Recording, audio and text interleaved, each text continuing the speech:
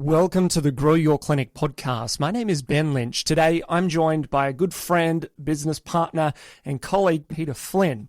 Pete is a physiotherapist by trade. He and Andrew, his business partner, operate PhysioFit in Adelaide. They also lead iMoveU, helping young practitioners develop their skills and communication abilities so that they can infuse more experience in the years and better take care of their clients. Today, Pete and I talk about culture days. You might have another word for it in your clinic, but essentially a half day or a full day where you and the team get together to connect, to share stories, to brainstorm, to think big and plan for what you're about to embark on as a team. We share some of the practical insights around running these days. We address some of the concerns you might have about investing in wages and shutting down the clinic for a period of time. And we also capture what are some of the key elements you need to have in your culture day for it to be a success now and into the future. Let's dive in. This is the Grow Your Clinic podcast from Clinic Mastery. We help progressive health professionals to lead inspired teams, transform client experiences, and build clinics for good. Now, it's time to grow your clinic. Let's talk culture days, Pete. This is something that you love doing, you love presenting, you love facilitating and hosting. You've just come off the back of a couple very recently. For those that aren't aware of a culture day, or at least our terminology for what a culture day is a culture day? I think it's a little bit different to everyone. I think culture day is such an all-encompassing term that I guess Clinic Mastery has coined. I believe so anyway. Actually, that's the first time I We'll take it. We'll take it. We'll definitely take that one. We invented the word water too. But to us, it's about getting the team together to focus on the culture of the team, as the name would suggest, but also the goals and getting the team on board and aligned towards a common goal. And to us, that's what a culture day is. It's a learning experience. It's a team bonding experience. And most of all, it's fun. We're getting the team together. We're having fun. We're rewarding and celebrating for the achievements we've had. And we're looking forward to the future for where we're going. That's a really great way to put it quite simply. I find connection is one of the more important things that's a little intangible, but certainly a highly valuable outcome of the day. To that point around having an outcome, I often get asked from clinic owners, as I'm sure you do, is from an owner, how much they need to have a specific outcome before they go into the day versus allowing things to perhaps unfold on the day and kind of see where it goes. You know, they don't want to feel like they're just dictating the whole day and there's no magic of collaboration or masterminding or those sorts of things. So how do you best prepare someone, in particular a leader, a clinic owner, to have an objective or an outcome? What do some of those things look like?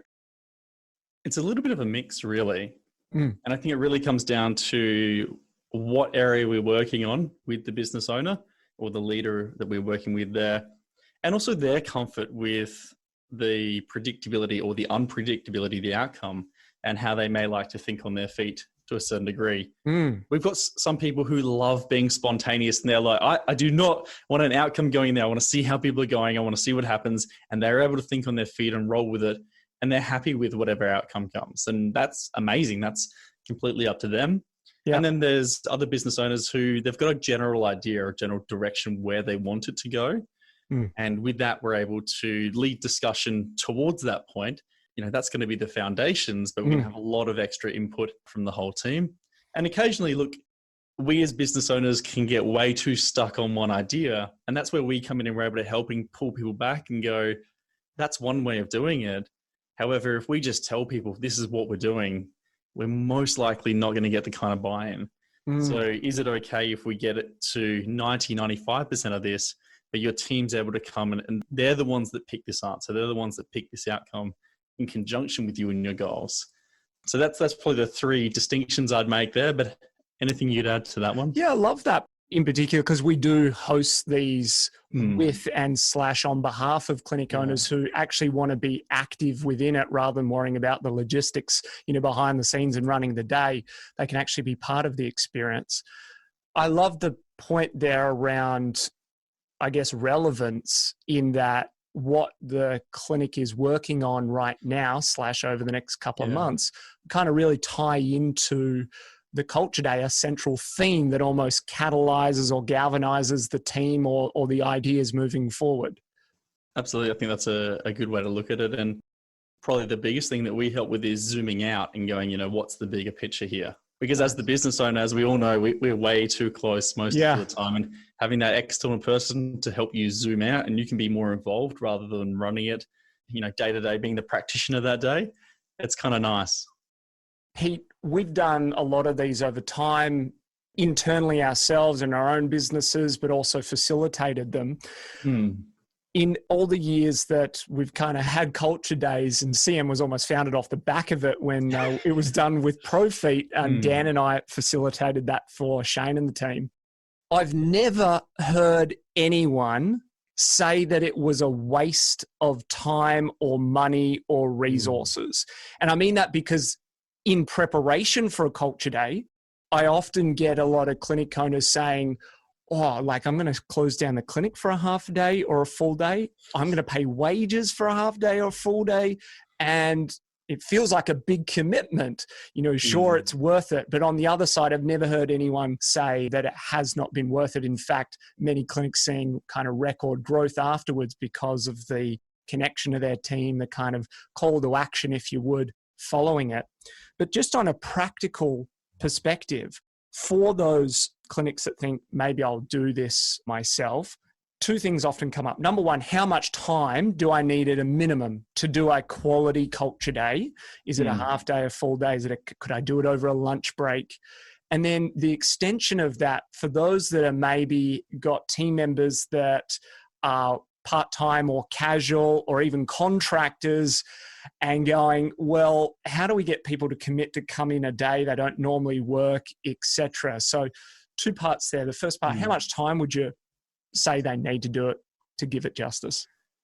To me, I think, and maybe I talk really slowly, but 4 hours I would say is the minimum time, because we want to get people out of the mindset of being day to day within the, seeing clients. We don't want them to rush from seeing clients, spend 2 hours and go see clients again. I feel like there's so much distraction there. For me, it's being able to get there, have clarity, being able to slow down, relax, have fun with people, do some team building, maybe have a bit of food, maybe have a few drinks. I couldn't do that in less than 4 hours. To us, ideally, it's 6 to 7 hours, and how we structure ours at PhysioFit is different maybe to how other people do theirs. I'll share with you very quickly. We typically do 3 to 4 hours in the morning where we're working on things together. We're working on appreciating where we've come and being grateful, looking at where we want to be going and who wants to have what responsibilities within that. We do breakfast there, then we take people out for a nice lunch. We pay for all of this. And then in the afternoon, it's an activity and an experience. And nice. We do ours on a Sunday, and that makes people hate it less, even though they come into work on a Sunday and do that. Because there is a little bit where we are, I guess, doing work stuff, but it's not seeing clients. It's that strategy, it's that high level stuff. And then moving into great lunch and then going, we did Project Break last time, which is where you just go smash shit. It was awesome. Oh, right. Like a room where you actually physically go hit things. Yeah. Because I was going to ask when you said, we'll do an experience of some sort, that's the type of thing you're talking about, or that someone might do laser tag or 10-pin bowling or, a roof climb, or you're doing something as a team that is experiential. Yeah, exactly. Okay, cool.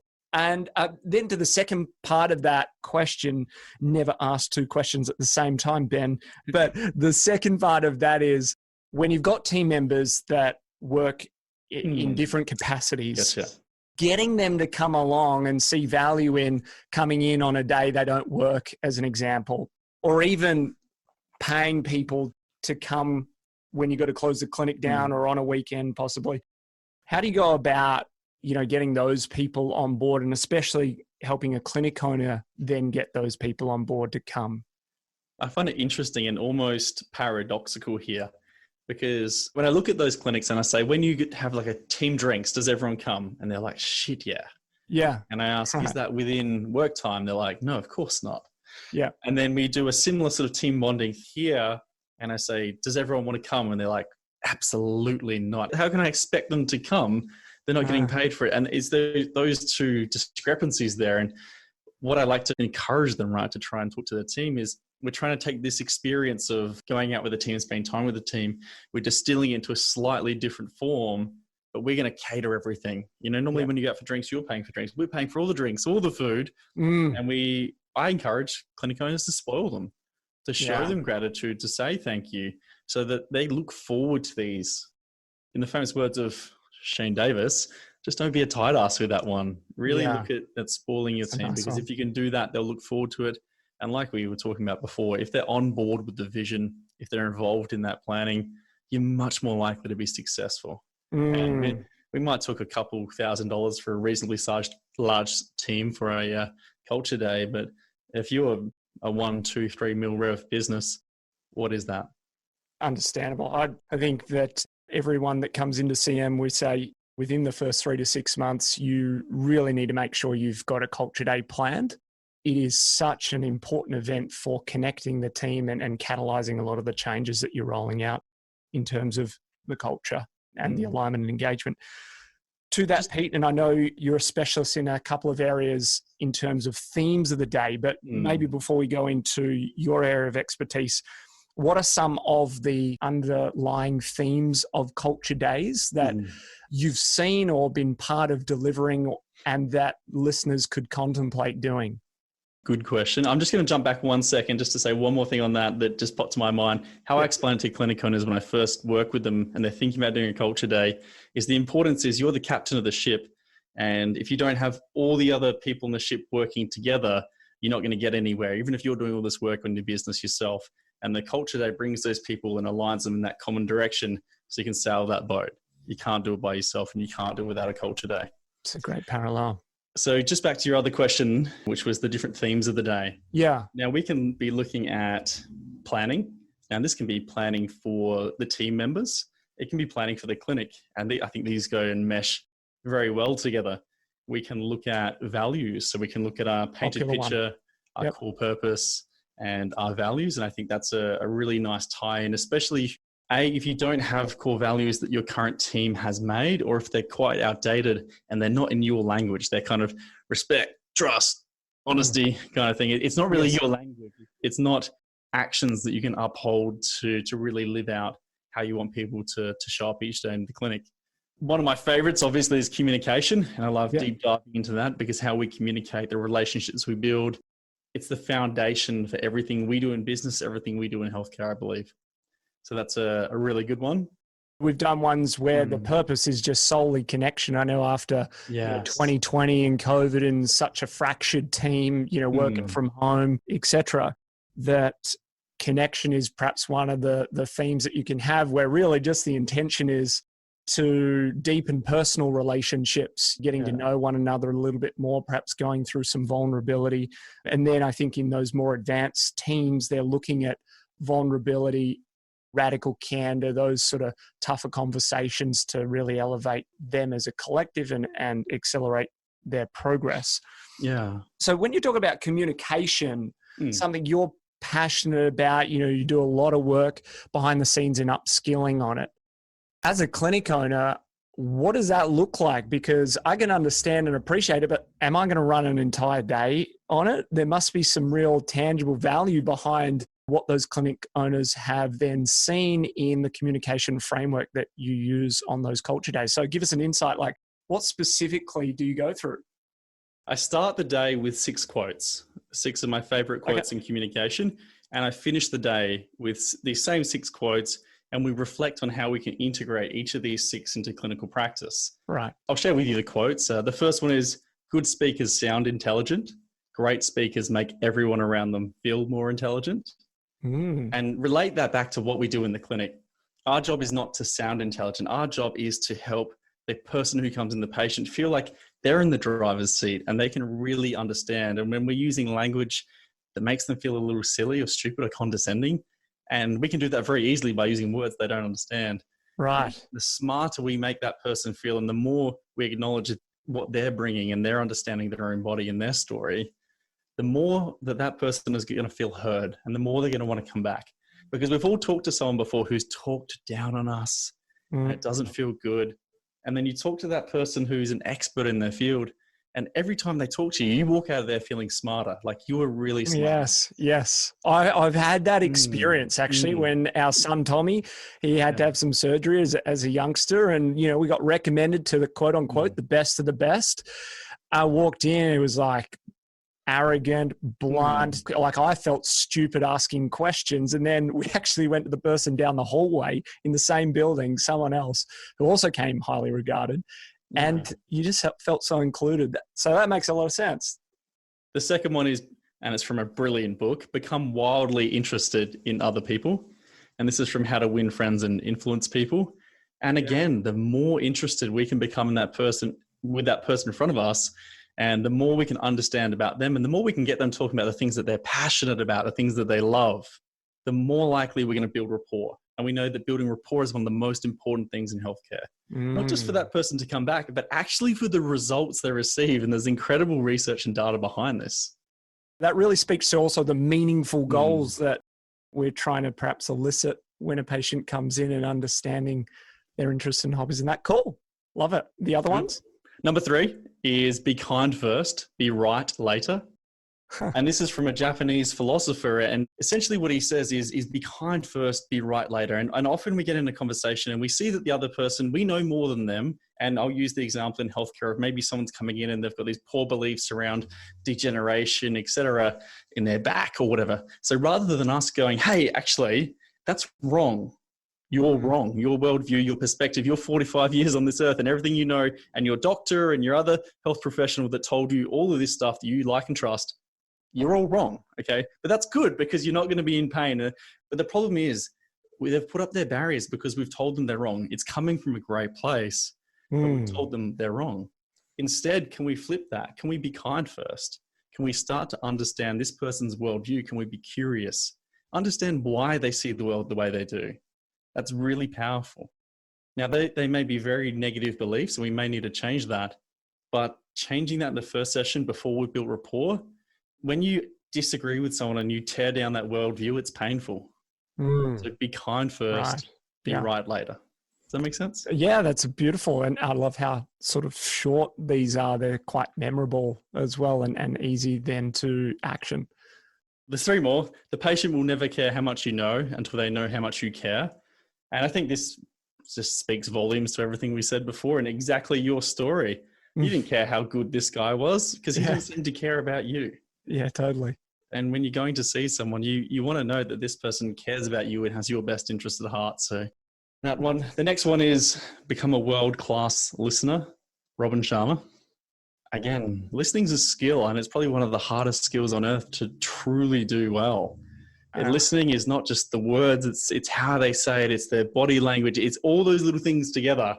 And when you nail all those things together and you're a really great active listener, the information you get from someone is incredible. And how I see that in what we do as healthcare practitioners and in anything we do, right, is if we're not a great listener and we don't ask great questions, we're trying to put a puzzle together with only half the pieces. If we can ask better questions and we can become great listeners and people feel, I guess, comfortable to open up with us, then from that, we get more pieces of that puzzle and we can put that together more simply. And I'm sure you've seen this working with so many people in business over time, just being a really great listener. Yeah. One of the skills that, I'm constantly challenged to develop. I feel like it is so important. And I'd say I'm still very much on the learning journey of doing that. But I love that quote as well. These are all so relatable as health professionals as well. So I could see how you're delivering this culture day that people are starting to run it through their filter and go, I could really apply some of these things. And we could also explore them as a team. What are the systems, the procedures we need to have behind the scenes to facilitate these things from happening? So you got another one? The last one is communication is less about what you say and more about what the other person hears. And that's from Vinh Giang. And what that means is that it's not what I say, it's how that person interprets what I say. And it's an incredibly large part of what we do as healthcare practitioners, because we know that most people misinterpret what we say. There's data around this. And so how can we communicate in a way that we might think that we've done a great job, but does the other person? And how can we improve that? How can we make sure that rather than just verbalizing things, verbalizing it in a way that they can understand, but also writing it down in what we might call a management plan? Because again, it's less about what you say and more about what that person hears and understands. And these are the first 6 quotes. We go into lots of detail around each of these, the research behind it, world examples, case studies. And then at the end, we reflect back on these quotes and we go, all right, well, what's 1 or 2 things as a team we're going to commit to improving on under each of these? Like, what are 1 or 2 tangible things? That's a great way to do it. Yeah. So you're nailing it down. You're making sure there's practicality when people walk away. Yep. Yeah. And we also have a bit of fun. We do some of the kind of exercises that you might do as a speaker in order to maybe improve your fluency, dictation. Would you like to try one? I can try. Okay, you can try. So it's, which wristwatches are Swiss wristwatches? And you have to say as fast as you can, 6 times through. If I can remember it. I'll bring it up for you so you can see it. That is great. I was doing a podcast a while back with Roger Love, a communications expert, and he also put me on the spot and said, all right, Ben, we're going to do some exercises. So I got to look out for who I'm interviewing here. Oh, you do. Here goes, Pete. Which wristwatches are Swiss wristwatches? Faster now. That was hard enough. Which wristwatches are Swiss? Oh, I'm done. No, I can do that. They say this is one of the hardest ones in the English language, and we had a lot of fun with that on the day with the team. We get everyone up, we get outside our comfort zone, and then we talk through what this teaches you and how to get better at this and what to focus on in order to be able to get that pronunciation out better. So, and then you can be like, which wristwatches are Swiss wristwatches, and go through really fast. It's just practice. And because a lot of people fear, especially if they're going to talk in front of, a large group of people, tripping over their words. Yeah. And that usually comes when we're being lazy with our mouth. And this helps us to not be so lazy. Terrific. Well, I won't be so lazy next time. I'll have to practice here, Pete. That's awesome. I really love how you're making it practical so that people, amongst that strategic higher level thinking, as you mentioned earlier, is almost an intention for a culture day. It's to get out of the day-to-day grind. But there's also an element of pragmatism as well, that we're going, hey, what are the actions off the back of the things that we've spoken about over the last few hours in our culture day? I love that. That's awesome. And so relatable, the communication style of theme. I've traditionally found that if people are looking for their first one to do, that so that core values, core purpose, painted picture style of theme has been a really great place to start. It almost sets then the tone for the future ones. But the communication one sounds perfect for people who are looking to really advance their client experience. And also, I see this being integral to the clinic owner facilitating change, rolling out change with their communication style. So makes a lot of sense. Definitely, mate. Absolutely. Well, thank you for sharing the insights there about, culture days and some of the key things you need to consider to do them and do them well, but also the themes, and in particular, the communications theme as well. For those that are listening, for our wonderful members, if you'd love to have Pete do a culture day for you or any of the CM team, please reach out. And also, we do offer them in limited amounts for the broader community. We like to prioritize members first, but please do reach out to Ben at clinicmastery.com and we can organize that for you. Pete, thank you for dropping some wonderful wisdom pearls. My pleasure, mate. Thank you for having me. You can catch all the notes over at clinicmastery.com/podcast. And we look forward to seeing you on another episode of the Grow Your Clinic podcast. Thanks for tuning in to the Grow Your Clinic podcast. To find out more about past episodes or how we can help you, head to www.clinicmastery.com/podcast. And please remember to rate and review us on your podcast player of choice. See you on the next episode.